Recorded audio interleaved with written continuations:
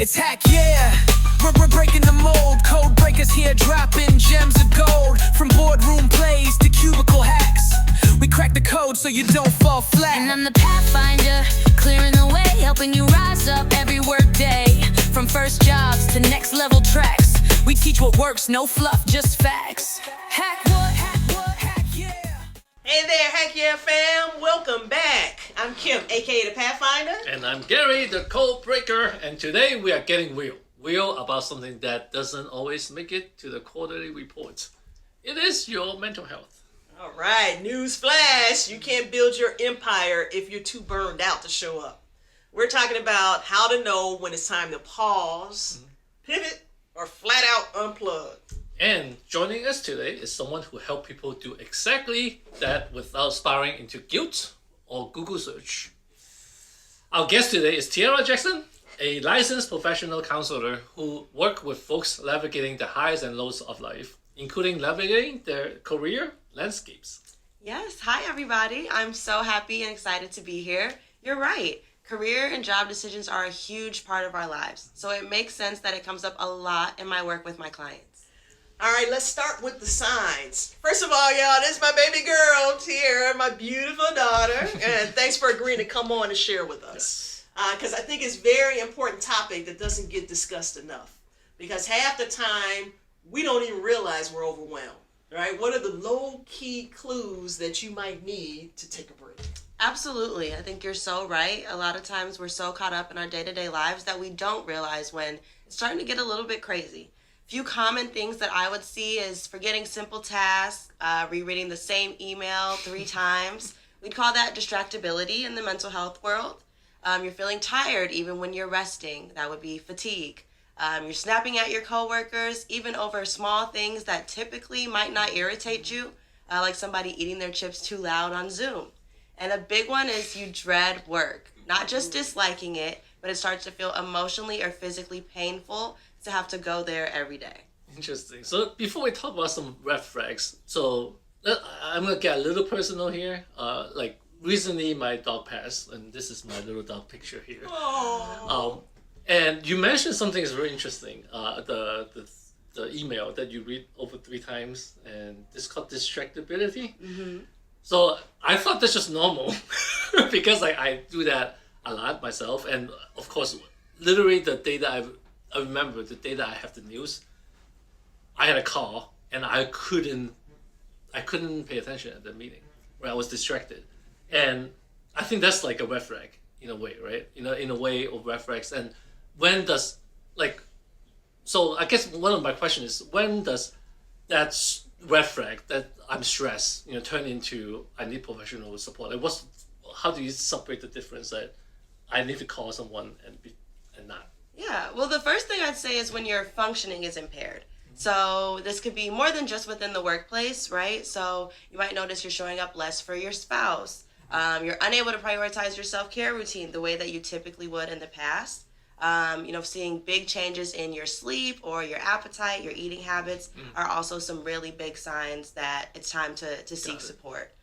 Social withdrawal, so you're skipping calls, you're canceling plans, not answering messages, and not finding enjoyment in the things that you used to do. Those are all some signs that we should pay attention to and can tell us when it's time to call somebody and get some support. Super helpful. It's like if your phone battery is always in the red, like mine is, you wouldn't just keep using it, you charge it. Why don't we treat ourselves the same? All right, so let's say someone's at that point.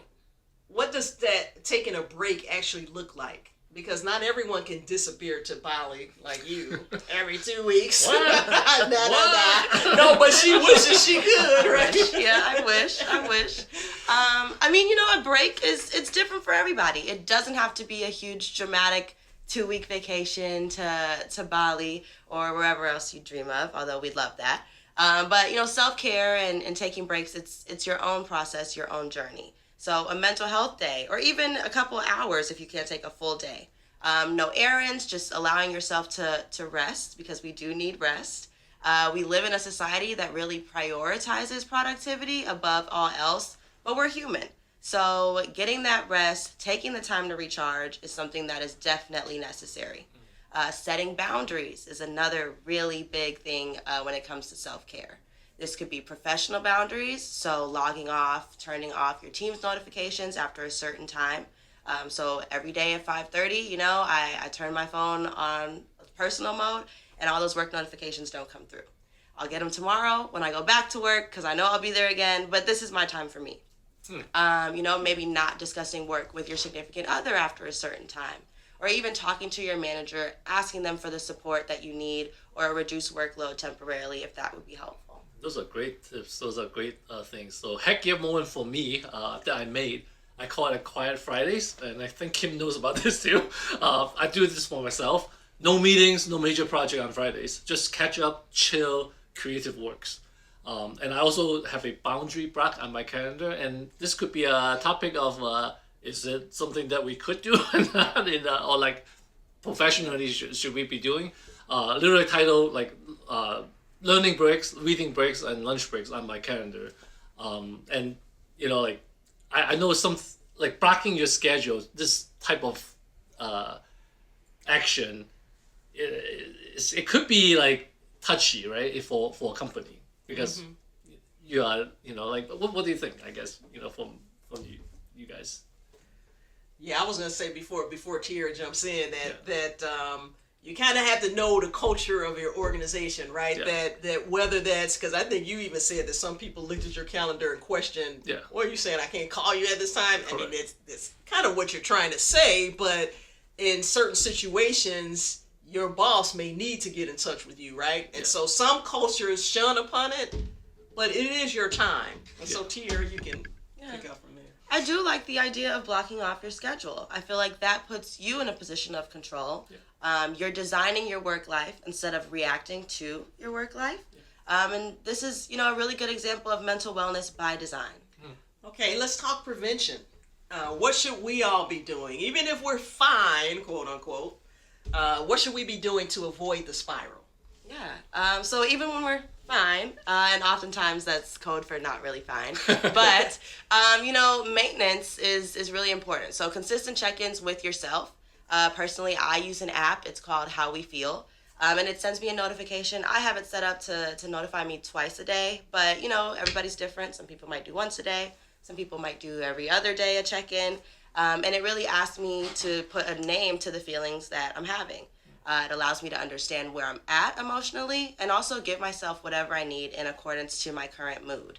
Another big hack of mine is having a mindset of gratitude. So keeping a gratitude journal. It could be a paper journal because writing things out can be therapeutic, or even just, a notes app.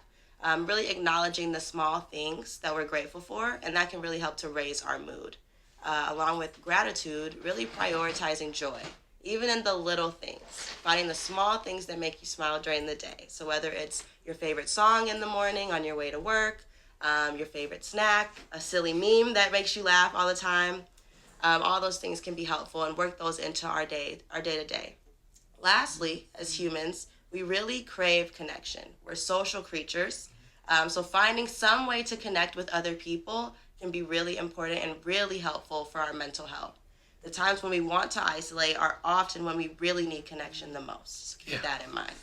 I call that mood maintenance. It's like changing the oil before your whole engine blew up. Exactly. Like you said, it's important to do these things before the point of crisis. Great information. That's great information, Tiara. How can, if anyone's out there saying, hey, I like the information that she's stating, how can they actually contact you? Yeah, you can reach me via email. My email is TiaraJacksonLPC@gmail.com. I'm available for private sessions in the Frankfort, Illinois area. Also available for self-care workshops and speaking engagements. Oh, thank you so much. All right. Okay, but I want to do a new tradition now. All right, Kim. I love it. So what is one hack to take home? So this week, I'm taking a long walk after work. Not before, just between me and the nature to get stress out so that I'm not bringing it to the dinner table. Great. I like that. I am putting my phone on D&D all day. Okay, not all day. Not all day. Right. But I'm Good putting luck. my phone on D&D when I need the time for myself. All right, and mine, I'm saying no, but thanks for thinking of me. At least once this week. Might be with you, Tiara. That's hard. Soft no, strong boundaries. All right, this has been awesome. Awesome. So we would like to have you back to discuss some setting boundaries. I think it will be probably the next topic, logical topic to talk through next. But folks, reach out to Tiara. If you're in South Chicagoland area for private sessions, as she mentioned, or if you're in need of workshops for a group, your corporation, small groups, she's also available to facilitate. So thank you. Yeah, so thank you so much. I love this session. This mental health is so much needed. So folks, hack your habits, protect your peace, and don't wait until you burn out. Become your brand. Always subscribe on our YouTube channel, follow us on LinkedIn, and check out our website for articles. And thank you again for Dominic's, the Da Vinci group for the production. And thanks again for our great Tiara Jackson LPC in the house. See you next time on Hack Yeah! It's Hack Yeah! We're breaking the mold. Code breakers here dropping gems of gold. From boardroom plays to cubicle hacks. We crack the code so you don't fall flat. And I'm the pathfinder, clearing the way, helping you rise up every work day. From first jobs to next level tracks, we teach what works, no fluff, just facts.